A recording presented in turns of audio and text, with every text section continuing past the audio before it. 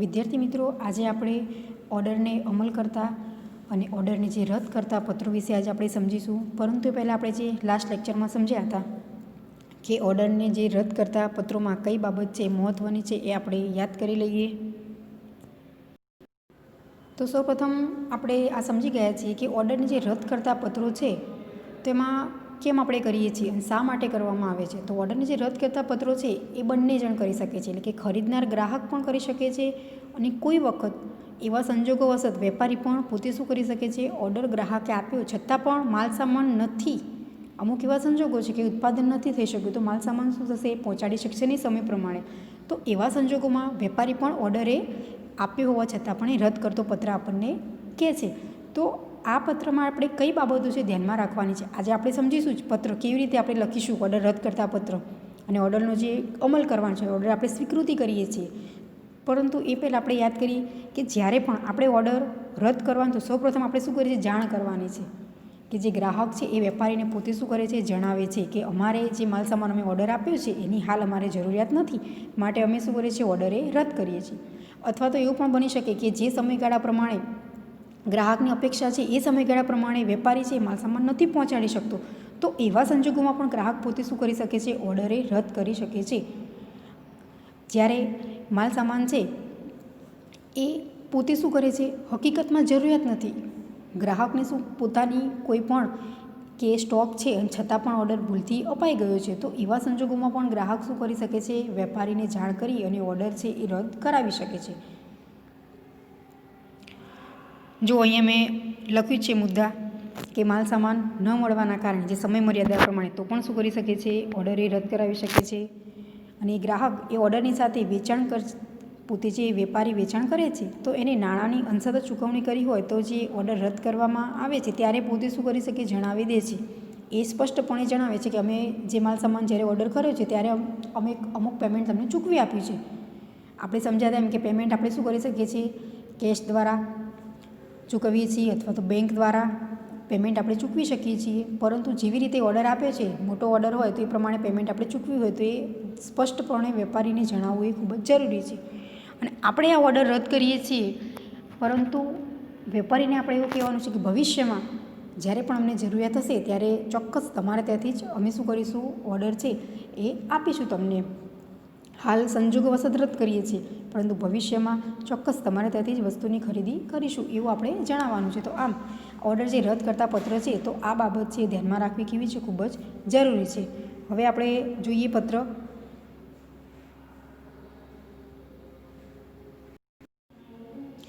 આપણે આ સમજી ગયા જે આ લેટર છે એ આપણે લાસ્ટ લેક્ચરમાં કે આપણે ઓર્ડર આપીએ છીએ, ગ્રાહક ઓર્ડર જ્યારે વેપારીને આપે છે એ કોઈપણ વસ્તુની ખરીદી કરવા માટે સ્પષ્ટપણે આપણે શું કરીએ છીએ, વિગતો જણાવીએ છીએ. અહીંયા આપણે એવી વસ્તુની ખરીદી કરીએ છીએ કે જે વસ્તુ આપણે હકીકતમાં જરૂરિયાત છે. તો કરિયાણાની વસ્તુ વિશે શું કર્યું છે, આપણે ખરીદી કરી છે. તો અલગ અલગ જે તે વસ્તુની આપણે જરૂરિયાત છે એની વિશેષતા, કેટલા જથ્થામાં જોઈએ છે, ચોક્કસપણે એ વસ્તુ કેવી જોઈએ છે, તો એ જણાવવું એ કેવું છે, આવશ્યક છે. તો આપણે આ લેટર સમજ્યા હતા તેમાં જે શ્રીજી કરિયાણા ભંડાર છે એ વ્યક્તિ લખનાર છે અને આપણે કોને લખીએ છીએ, તો શ્રી હરિ ટ્રેડર્સને. આ ખાસ ધ્યાનમાં રાખવાનું છે. એક્ઝામમાં ફક્ત તમને આપેલું હશે આ રીતે એડ્રેસ આપેલું હોય તો બરાબર, નહીંતર આપણી જાતે પણ આપણે શું કરવાનું છે, એડ્રેસ એ લખવાનું છે. અહીં જુઓ તમને લખેલું છે કે શ્રીજી કરિયાણા ભંડાર કડી, પછી એડ્રેસ શું કર્યું છે, મેં જાતે લખ્યું છે. આપણે કોઈ પણ એડ્રેસ એ લખી શકીએ છીએ. અને સામે જે તે વસ્તુ જે વેપારી પાસેથી આપણે ખરીદી કરવાની છે એમનું એડ્રેસ આપેલું છે, તો શ્રી હરિ ટ્રેડર્સ કાલુપુર. જે વસ્તુની આપણે ખરીદી કરવી છે એ વિશેષ જે તે એનું જથ્થામાં જોઈએ છે અને અલગ અલગ જે વસ્તુ જોઈએ છે તો લિસ્ટ આપણે શું કરવાનું છે, જ્યારે ઓર્ડર આપીએ છીએ તેમાં સ્પષ્ટ જણાવવાનું છે. મેં અહીં વસ્તુની જે તે આપણે કઠોળની જરૂરિયાત છે તો એ ચોક્કસપણે શું કર્યું છે, અહીંયા જણાવ્યું છે. અહીંયા જો લખ્યું છે કે જે ગોળ છે, ચણા, મગ, તો આવી રીતે અલગ અલગ વસ્તુની ખરીદી કરવી છે અને કેટલા કિલોમાં જોઈએ છે, એ દેશી જોઈએ છે, તો સ્પષ્ટપણે અહીં લખેલું છે કે જેથી વેપારી સરળતાથી આપણને શું કરી શકે છે કે માલ સામાનને પહોંચાડી શકે છે. હા, પછી આપણે એ કેટલા સમયમાં જોઈએ છે એ બધી જ વિગતો આપણે પત્રમાં લખી છે. હવે જ્યારે આ વસ્તુની એમની પાસે સ્ટોક હશે અને કેટલા ટાઈમમાં એ વ્યક્તિ જે વેપારી છે આપણને ચૂકવશે, એ દરેક વસ્તુ શું કરશે, આપણને રિપ્લાય આપશે. તો આ આપણે સમજી ગયા કે આપણે જ્યારે ઓર્ડર કરીએ છીએ. હવે આપણે જોઈએ કે ઓર્ડરનો જે અમલ કરતો પત્ર, એ વેપારી લખશે એ આપણે સમજીએ. હવે આ પત્ર ખૂબ જ ધ્યાનમાં રાખવાનું છે. એક્ઝામમાં પૂછાશે કે ઓર્ડર કરતો પત્ર અથવા ઓર્ડરનો અમલ કરતો પત્ર અને ઓર્ડરનો રદ કરતો પત્ર, ત્રણેયમાંથી કોઈ પણ લેટર છે પૂછાઈ શકે છે. દરેકને લખવાનો છે એમાં અલગ અલગ જે વિશેષતા છે. અહીં આ પત્ર આપણે લખીએ છીએ, ઓર્ડરનો જે અમલ આપણે કરવાનો છે એના કરતાં જ્યારે ઓર્ડર આપીએ છીએ બંનેમાં અલગ છે કે ઓર્ડર આપણે આપીએ તો કમ્પલસરી આપણે જે તે વસ્તુની જરૂરિયાત છે, કેટલા સમયમાં આપણે ચોક્કસ જોઈએ છીએ, કેવી રીતે છે એ માલ સામાન છે આપણને પહોંચાડે સારી રીતે, એ બધું જ વસ્તુ છે આપણે ઓર્ડર આપીએ છીએ ત્યારે આપણે લખવું એ આવશ્યક છે. હવે આપણે જોઈએ કે ઓર્ડરનો જે અમલ કરતો પત્ર, એટલે કે આપણે ઓર્ડર આપી દીધો છે અને વેપારી આપણને જણાવશે કે અમે ક્યારે તમને છે એ માલ સામાન છે પહોંચાડીશું, કેટલા સમય મર્યાદાની અંદર, અને કેવી રીતે એનું પેકિંગ છે, એનું જે પેમેન્ટ છે કેવી રીતે ચૂકવવાનું છે, એ દરેક વસ્તુ છે એ શું કરશે, વેપારી આપણને જણાવશે. અહીં જોવા લખ્યું છે કે Ghanshyam tiles private limited company અમદાવાદને મળેલા ટાઇલ્સના ઓર્ડરના અનુસંધાનમાં અમલ કરતો પત્ર. હવે અહીં ખાસ ધ્યાનમાં રાખવાનું, જો અહીંયા જે વેપારી છે એ એક જ એડ્રેસ આપેલું છે. અહીં બે વ્યક્તિનું એડ્રેસ નથી, એટલે કે ખરીદનાર પણ છે અને વેચનાર એમનું એડ્રેસ છે, બંનેનું એ આપેલું નથી. તો આપણે શું કરીએ છીએ, અહીં ખાલી ફક્ત લખેલું છે કે Ghanshyam tiles private limited company અમદાવાદની. તો આ જે વેપારી છે એમને શું છે, ઓર્ડર એ મળ્યો છે. હવે એ કહે છે એ ઓર્ડરનો અમલ કરશે, એટલે કે જ્યારે સ્ટોક હશે અને કેટલા સમયની અંદર એ વેપારી પોતે શું કરશે, એ સ્ટોક આપણને પહોંચાડશે. તો અહીં લખનાર છે ઘનશ્યામ ટાઇલ્સ પ્રાઇવેટ લિમિટેડ. અહીં જો મેં અંડરલાઇન કરી છે કે એ પત્ર શું છે, અમલ કરતો પત્ર. આપણને આના પરથી ખબર પડે જ્યારે આપણે વાંચીએ એની સૂચના કે ઓર્ડરનો અમલ કરતો પત્ર છે, ઓર્ડર આપતો પત્ર છે કે ઓર્ડરને રદ કરતો પત્ર, આના દ્વારા આપણે સમજવાનું, પછી આપણે લેટર લખવાનું છે. તો અહીં જે ઓર્ડર છે એ મળી ગયો છે અને ઓર્ડરનું શું કરવાનું છે, અમલ કરવાનું છે, કે જે તે વેપારીને કેટલો જે માલ સામાન છે એની ખરીદી માટેનો ઓર્ડર અપાઈ ગયો છે. અને પછી એ શું કરશે, આપણને રિપ્લાય આપે છે કે તમે અમારા ત્યાંથી જે ખરીદી કરવાનું પસંદ કર્યું એ બદલ આભાર, એવું વેપારી પોતે શું કરે છે, આપણને જણાવે છે. તો અહીં Ghanshyam tiles private limited company એ લખનાર છે એ વેપારી પોતે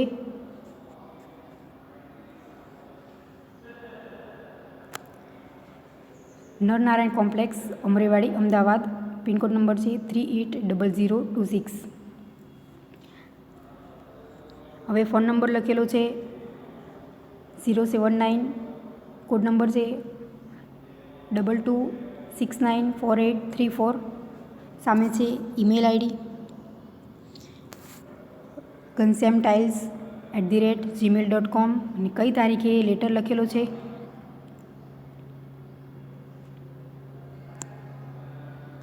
તો 28મી નવેમ્બર 2020.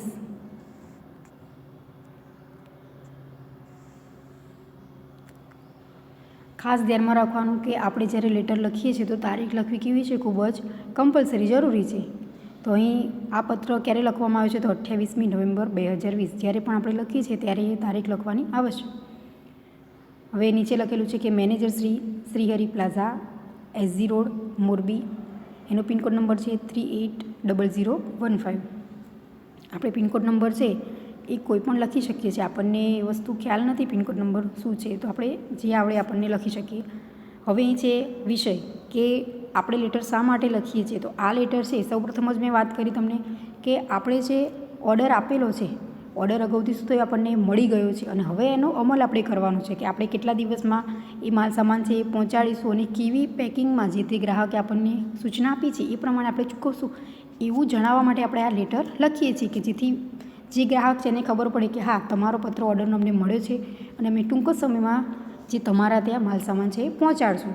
તો આ વિષય આપણો બનશે કે ઓર્ડરનો આપણે અમલ કરીએ છીએ. જો અહીંયા લખ્યું છે મેં કે ઓર્ડરનો અમલ કરવા બાબતે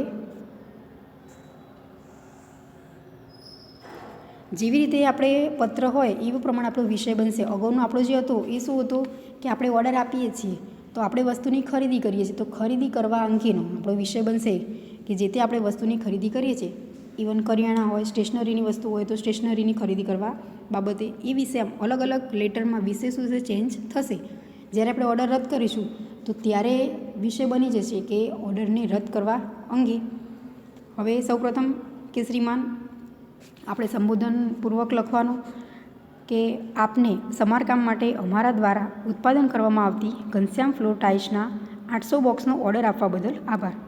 કે જે વેપારી આપણને ઓર્ડર આપ્યો છે, જે ગ્રાહકે, એ આપણે શું કરીએ છીએ, એમનો આભાર વ્યક્ત કરીએ છીએ કે આપણે ત્યાંથી વસ્તુની એમને ખરીદી કરવાનું નક્કી કર્યું. કેટલા બોક્સનું છે? તો 800 બોક્સ. સૌપ્રથમ જ્યારે પણ આપણે લેટર લખીશું તો આ ખાસ ધ્યાનમાં રાખવાનું છે કે જે ગ્રાહકે આપણને ઓર્ડર આપ્યો છે, તો સૌપ્રથમ આપણે શું કરવાનું છે, એ ગ્રાહકનો આભાર માનવાનો.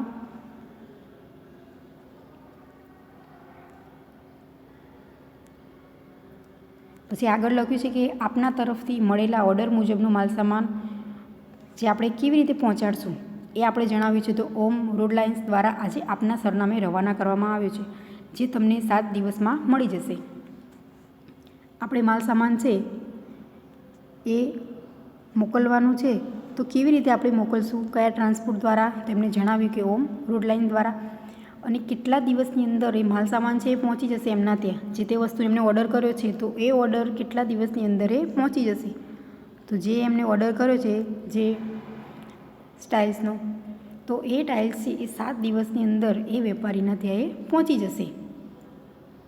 ખાસ આપણે વેપારી આ ધ્યાનમાં રાખવાનું છે કે કેવી રીતે મોકલવાનું છે, એનું પેકિંગ કેવું છે અને કેટલા દિવસની અંદર જે ગ્રાહકે આપણને જણાવ્યું છે, તો એ કમ્પલસરી એ દિવસો પહેલાં જ, જો 10 દિવસમાં કીધું હોય તો આપણે 10 દિવસની પહેલાં, એટલે કે 7 દિવસની અંદર જે માલસામાન છે એ વેપારી પોતે ચૂકવવા માટે શું કરે છે, બાંયધરી આપે છે કે 7 દિવસની અંદર માલસામાન છે એ પહોંચી જશે તમારા ત્યાં.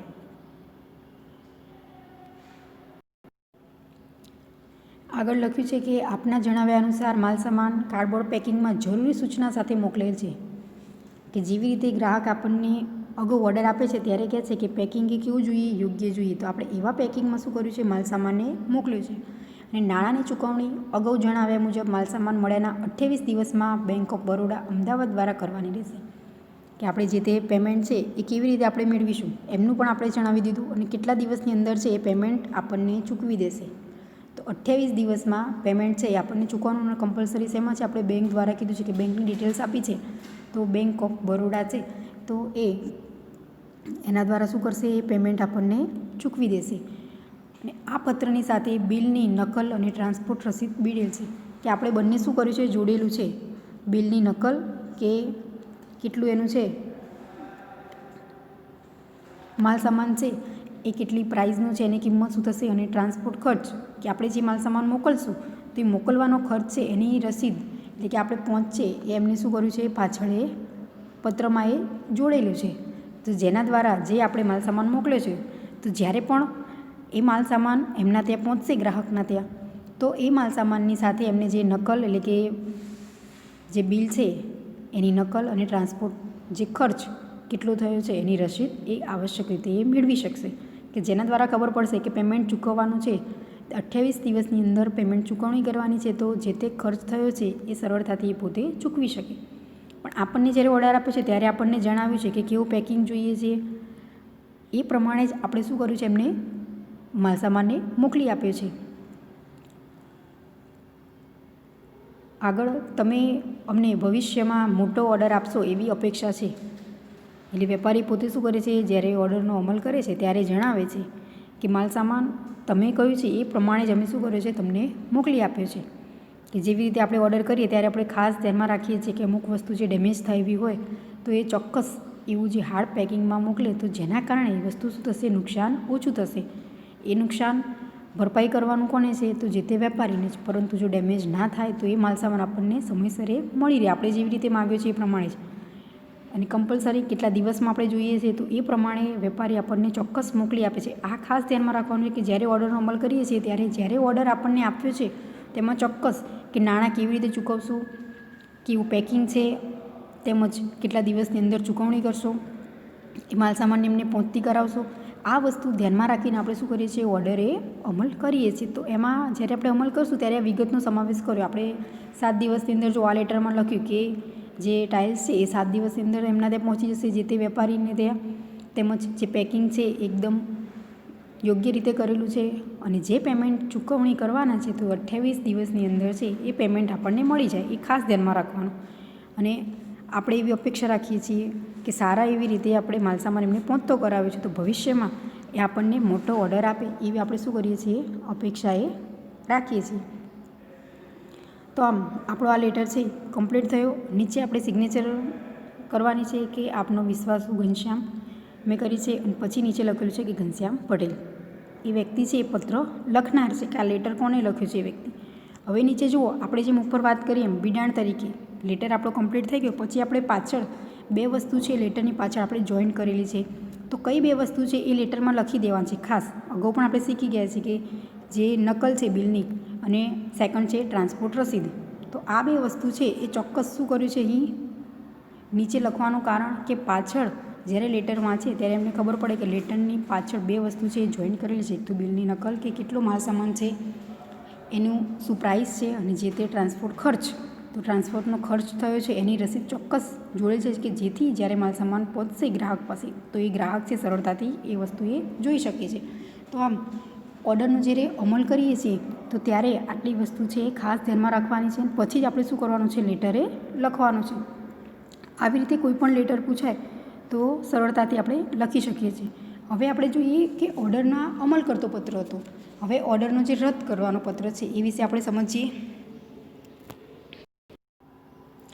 હવે આપણે જોઈએ કે ઓર્ડરનો જે કેવી રીતે રદ કરવાનો છે. હવે આપણે સમજી ગયા છે કે ઓર્ડર બંને વ્યક્તિ રદ કરી શકે છે, વેપારી પણ રદ કરાવી શકે છે અને ગ્રાહક બંને ઓર્ડર શું કરી શકે છે, રદ કરી શકે છે. અમુક એવા કારણોસર કે જ્યારે ગ્રાહક પણ ઓર્ડર રદ કરાવી શકે છે અને જ્યારે વેપારી પોતે પણ શું કરી શકે છે, ઓર્ડર એ રદ કરાવે છે. કે જો ગ્રાહક છે એ કેવા સંજોગોમાં ઓર્ડર રદ કરાવશે, તો હું ફરીથી યાદ કરી લઉં કે જ્યારે માલ સામાન છે આપણને જે સમય મર્યાદામાં આપણે કીધું હોય તો વેપારી આપણને પહોંચતો ના કરાવે, અથવા હકીકતમાં એ માલ સામાન છે એ આપણી પાસે જે સ્ટોક હોય એનો, તો એવા સંજોગોમાં પોતે શું કરશે, ગ્રાહકે માલ સામાન હોવા છતાં ઓર્ડર અપાઈ ગયો છે તો એના બદલે પોતે શું કરે છે, ઓર્ડરે રદ કરાવે છે. વેપારી ક્યારે રદ કરાવે છે, તો વેપારી પાસે જ્યારે એ માલ સામાનનો સ્ટોક નથી, ઓર્ડર મેળવી લીધો છે પણ જ્યારે પોતે શું કરે છે, એ વસ્તુનું ઉત્પાદન થઈ શક્યું નથી એવા કારણોસર કે કર્મચારીની હડતાલના કારણે અથવા કોઈ પણ કારણસર ઉત્પાદન જો નથી થઈ શકતું, પ્રોડક્શન બંધ છે, તો એ માલ સામાન આપણને સમય મર્યાદામાં પહોંચાડી શકશે નહીં. માટે વેપારી આપણને અગાઉથી જ જણાવી દેશે કે તમે અમને ઓર્ડર આપ્યો છે, ઓર્ડરનો અમલ કરે છે ત્યારે પોતે શું કરે છે, પોતે સ્વીકારે છે કે અમારા ત્યાં સ્ટોક હાજર નથી માલ સામાનનો, માટે અમે શું કરીએ છીએ, આ ઓર્ડર તમે આપ્યો છે છતાં પણ અમે તમને પહોંચાડી શકીશું નહીં, પરંતુ જ્યારે પણ સ્ટોક અવેલેબલ થશે ત્યારે અમે શું કરીશું, તમને ચોક્કસ રીતે એ માલ સામાને પહોંચાડીશું. પણ હાલ આ ઓર્ડર રદ કરવા માટેનો એ જણાવે છે. પણ તો આમ ઓર્ડર રદ છે એ બંને રીતે થઈ શકે, વેપારી પણ કરાવી શકે છે અને ગ્રાહક પોતે પણ કરી શકે છે. હવે જો અહીંયા મેં એક લેટર લખ્યો છે કે ઓર્ડરનો જે રદ કરવાનો છે, તો અહીં માલ સામાનનો પૂરતો જથ્થો ઉપલબ્ધ હોવા છતાં ખરીદનાર તરફથી ભૂલથી અપાયેલ ઓર્ડરના કારણે જે રદ કરતો પત્ર. હવે અહીંયા જુઓ ખાસ જ્યારે પણ આપણે વાંચીએ ટાઇટલ તો આપણને ખબર પડી જવી જોઈએ કે અહીં કોણ રદ કરાવે છે. અહીં વેપારી કે ગ્રાહક બંનેમાંથી ખાસ અહીં લખ્યું છે કે જો ખરીદનાર તરફથી ભૂલના કારણે, તો અહીં વેપારી નહીં પરંતુ ખરીદનાર વ્યક્તિ જે ગ્રાહક છે એ પોતે શું કરે છે, ઓર્ડર એ રદ કરાવે છે. વેપારી પણ ઓર્ડર રદ કરાવી શકે છે, પરંતુ આ લેટર છે તેમાં કમ્પલસરી ખરીદનાર છે એ પોતે ઓર્ડર શું કરાવે છે, રદ કરાવે છે.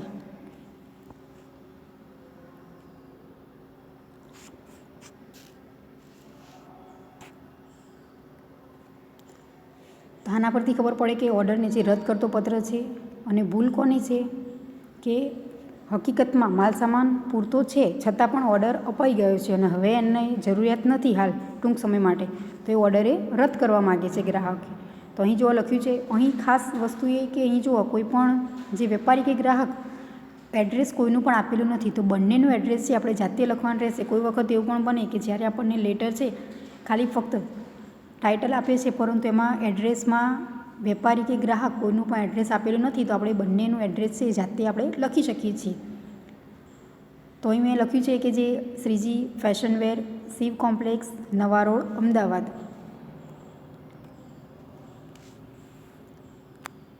અહીં કોઈ પણ એડ્રેસ છે આપણે જાતે લઈ શકીએ છીએ. કોઈ પણ સ્ટેશનરીનું લઈ શકીએ આપણે, ઇવન જે કરિયાણાનું છે, હોલસેલમાં આપણે વસ્તુની જરૂરિયાત છે એના માટેનું આપણે ખરીદી કરવા માટેનું જે ઓર્ડર આપ્યો છે એનું રદ કરવા માટે આપણે લઈ શકીએ છીએ, અથવા કપડાની ખરીદી કરવા કોઈ પણ છે આપણે વસ્તુ છે ઓર્ડર આપ્યો છે અને હવે ઓર્ડર આપણે જરૂરિયાત નથી એ આપણે જાતે પસંદ કરવાનો છે. ફરીથી નામ બોલી જો તમને કે આપણે કોઈ પણ વસ્તુનો ઓર્ડર આપ્યો છે અને હવે આપણે જરૂરિયાત નથી, તો એ માટે રદ કરતો આપણે પત્ર શું કરીએ છીએ? લખીએ છીએ.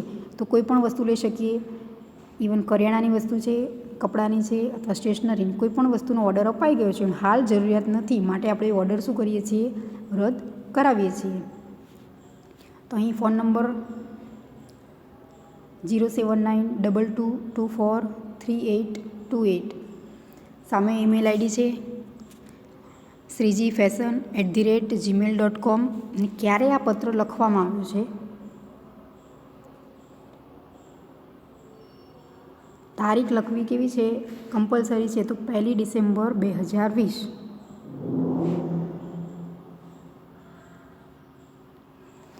આપણે લેટરમાં તારીખ લખવાની કેવી છે? ખૂબ ચોક્કસ.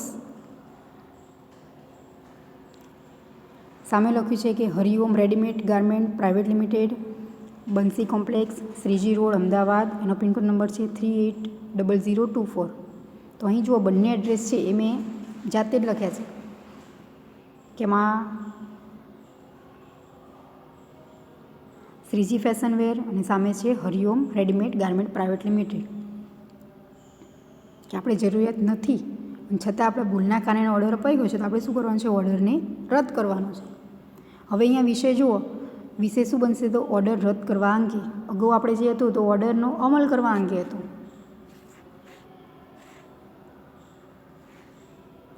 વિષય આપણે જે પ્રમાણે લેટર છે એ પ્રમાણે લખવાનો રહેશે. તો આ લેટર આપણે જે ઓર્ડર છે એ રદ કરાવીએ છીએ માટે ઓર્ડર રદ કરવા બાબતે નીચે લખ્યું છે શ્રીમાન